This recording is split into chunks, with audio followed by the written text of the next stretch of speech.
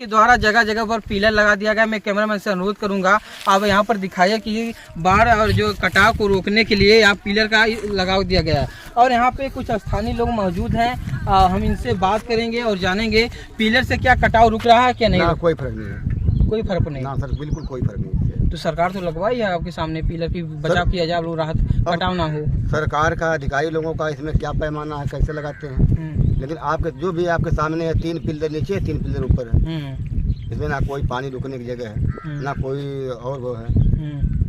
ये नीचे से काट देगी, नीचे से कटान होगी, ये पलट जाएगा उधर। अच्छा, बात खत्म। तो ऐसा पहली बार ये लगा कि इसके बाद भी लगा था? 3 बार तो पड़ चुका है। जैसे अब की सीजन में 3 बार लग गया। जी जी। इसकी जब पिछली बार बाढ़ आई थी तो क्या ये लगा था सीजन? नहीं, कभी नहीं लगा था आज तक। तो ये कैसे रुका होगा? कोई उपाय है आप लोगों के पास? जैसे यहाँ के स्थानीय आप लोग हैं, कुछ तो जानते होंगे सर। मान लीजिए अधिकारियों का नाली ना जा पा रहा हो, इसको कोई सिस्टम बनाने में इतनी टाइम तो रोकना मुश्किल है। इसमें कोई उपाय नहीं है सर। पानी का इतना उफान है, कोई सहारा ही नहीं रहेगा नीचे जाने का, तो कैसे रोक लेगा आदमी? इतने टाइम तो मुश्किल है। तो ये पिलर सहारा नहीं बनेगा इस बार?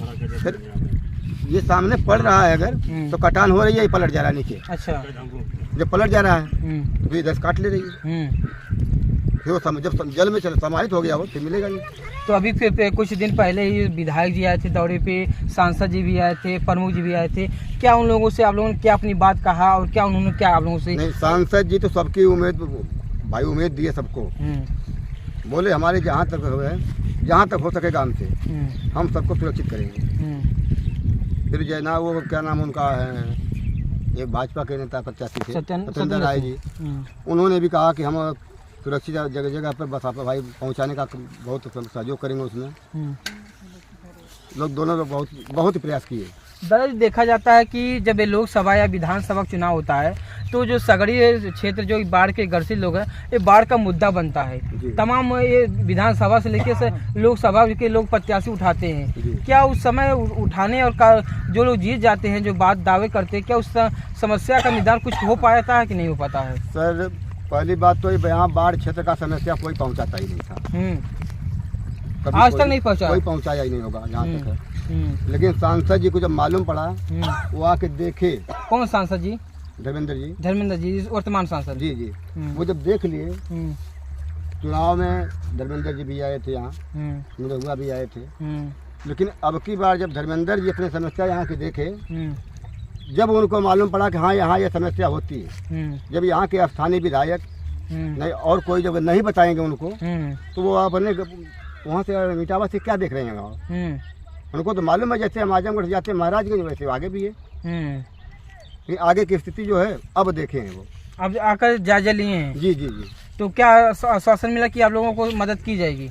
हाँ, पूरा उम्मीद है दोनों पक्ष से।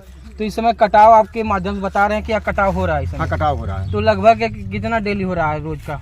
सर कभी तो 2-4 लाठी काट देता है, कभी थोड़ा ही कटता है। ये पानी है, पानी का उफान है। ये पानी जैसे अब पानी वहाँ भांग जा रहा है, उधर जा रहा है ना। हाँ। जब काटना होगा बिल्कुल यहाँ आ जाएगा वो। अच्छा। अब पानी बिल्कुल इतना उफान मारेगा ये कि यहाँ खड़ा होना मुश्किल जाता है। अच्छा जी। कुछ लोग कह रहे हैं कि मकान भी किसी का कट जा रहा है, क्या ये बातें भी सही है? 17 घर तो कट गए थे पहले। 17 गाँव? कहाँ था वो घर? अरे वहाँ था। कैमरामैन दिखाइए कि वहाँ बताया जा रहा है कि 17 घर लगभग बनाए गए थे। क्या वो कच्चे मकान थे कि पक्के थे कि मंडी था? मंडई भी थे, आवास थे।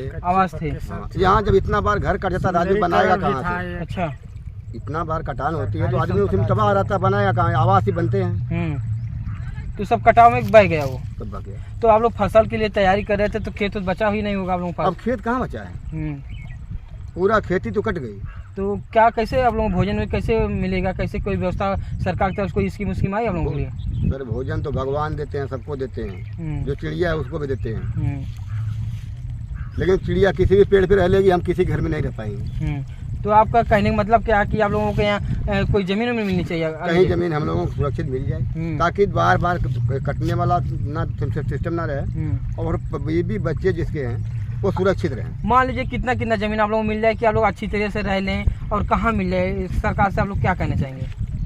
बंधा जो है उस बंधे के अंदर हमें जमीन मिल जाए। जमीन वही सरकारी आवंटन होगा 52 कड़ी का, 52 कड़ी 56 कड़ी होता है, जो भी होता हो उसी का होगा। तो उतना ही आदमी कम से कम वो आदमी सुरक्षित तो रहेगा।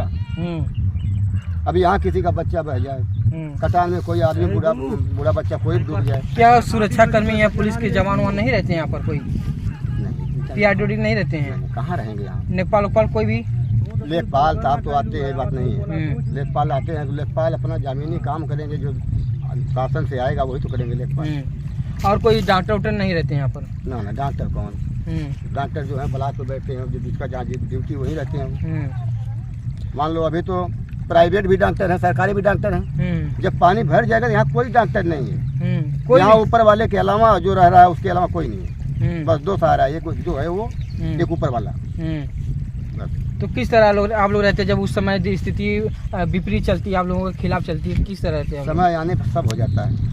सिस्टम बनाते हैं आप लोग किस बचाव के लिए? चौकी पे रोटी बना लेते हैं, चौकी पे खाना खा लेते हैं, चौकी पे बैठ लेते हैं, चारपाई पे बैठ लेते हैं, सो लेते हैं। तो आपके पशु हैं जो पशु जिलाए गए तो पानी में बांधते हैं उनको? पानी में रहते हैं। पानी में रहते हैं। मान लीजिए कभी पानी अगर तेज हो जाता है तब क्या करते हैं लोग? उसी में रहते हैं। उसी में जानवर है, उनको ये तो नहीं पाए जाएंगे, बने भी रहते हैं। यही है, जब 1 फुट पानी 2 फुट पानी होता है ऊपर। तो क्या है, जो बाढ़ का सिलसिला चल रहा है तो ये लगभग आप लोग क्या अंदाजा लग रहा है कि अभी चलेगा कि खत्म हो जाएगा? बाढ़ तो अब शुरुआत है, अब ये शुरुआत हो गई है, शुरुआत हुई है। ये लगभग कितने महीने चल रहा है ये सिलसिला? ये कम से कम दीपावली तक चलेगा। तो आप लोग इसी तरह परेशान रहेंगे?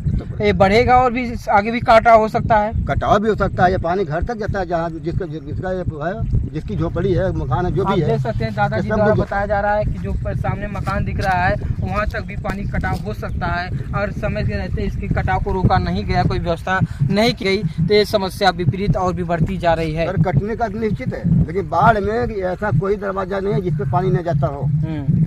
पानी घर में घुस जाता है।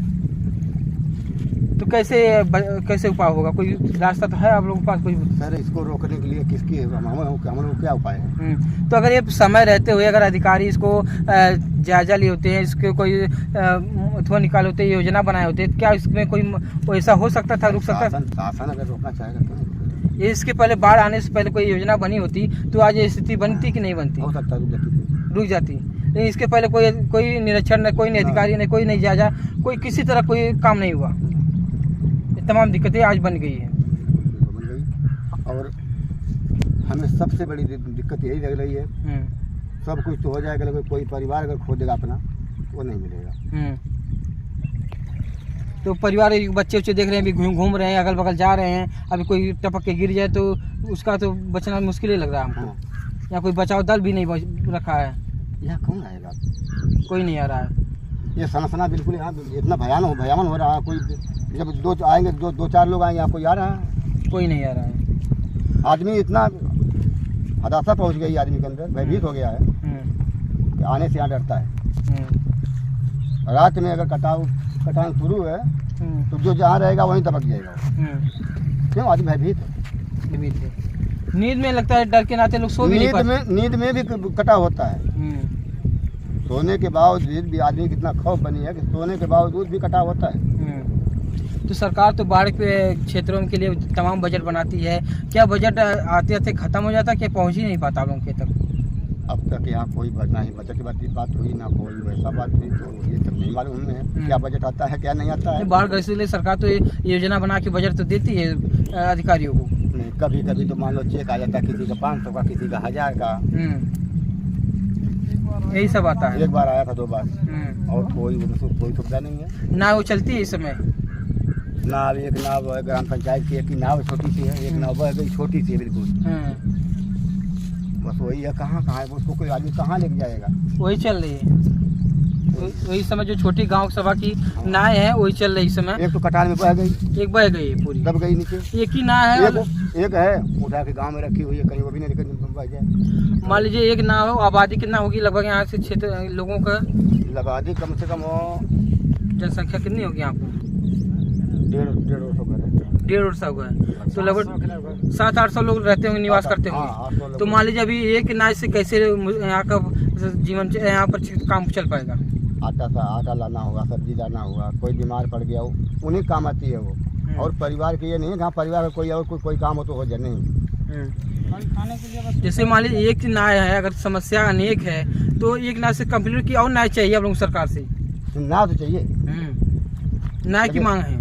हाँ, लेकिन नाव से अच्छा वही है जब हम लोग कहीं शिफ्ट हो जाएगा तो ना नाव की जरूरत पड़ेगी ना कोई खतरा रहेगी, कोई चीज़ की खतरा नहीं। आपने देखा, आपने सुना कि यहाँ के स्थानीय निवासी हैं, दादाजी ने इन्हें बताया कि यहाँ पर जो हम लोगों को अगर मांग है, अगर बंधा उस पार कुछ ज़मीनें हम लोगों को मिल जाती तो ना हम लोगों को ना की दिक्कत होती, ना समस्या को उत्पन्न होती, ना हम लोगों का जो परिवार के बच्चे हैं, जो आदमी लोग हैं, महिलाएं हैं, वो लोग बीमार होती तो दवा इलाज के लिए दूर नहीं जाना पड़ता। आप इस खबर से आप लोग क्या समझते हैं, हमको कमेंट बॉक्स में अपनी राय जरूर दीजिएगा।